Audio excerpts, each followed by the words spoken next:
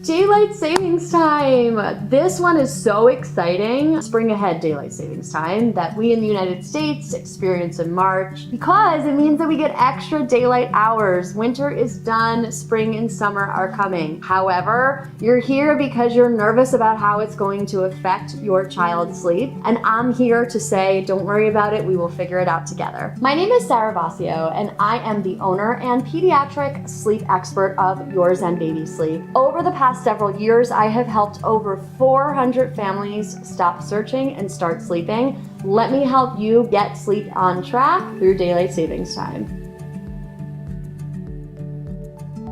We're talking specifically today about the daylight savings time that happens around March, where we spring ahead. So this means that on that Sunday, when you wake up in the morning, your clock is going to say 7 o'clock in the morning, but your body actually will say it is 6 a.m. In pre-kid life, before you became a parent, this meant that you actually lost an hour of sleep. However, we get to reframe this in our minds as parents now, and we can say that you've technically gained an hour because your 6 a.m. riser is now waking up at 7 a.m. And isn't that beautiful? If you are a parent who likes to prepare for things ahead of time because your child might be a little sensitive to schedule changes, what I'd like you to do about 4 or 5 days before the time change is to start shifting their nap backwards by about 15 minutes. So if the nap is normally starting at 9 o'clock, let's say, I want you on Wednesday to start the nap at 8:45, Thursday at 8:30, Friday at 8:15, Saturday at 8 a.m. Because then by Sunday, that 8 a.m. actually is going to be 9 a.m. on the clock. And this is a really slow and gradual way to adjust nap schedules. You'll do the same thing for the bedtime schedules over the course of about 4 or 5 days, 15 minutes earlier. The second option, and really the one that I prefer to use myself as a parent and that I recommend the most to my families, is to just go cold turkey. So on Sunday morning when you wake up, jump for joy and enjoy a 7 a.m. wake up because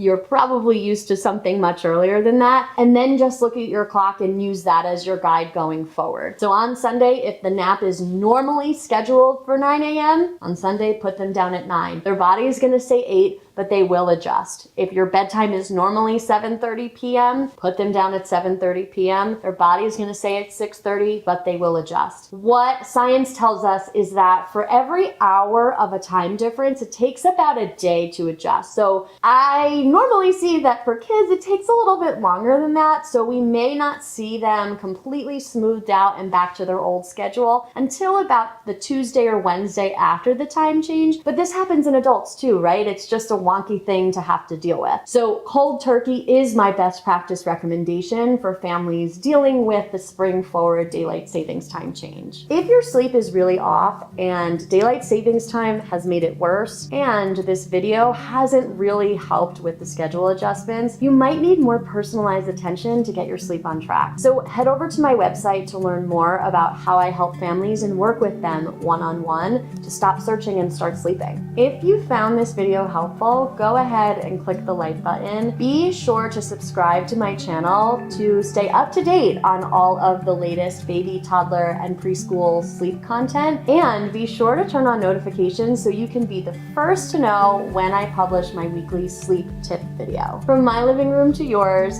thank you so much for watching, and I'll see you next time.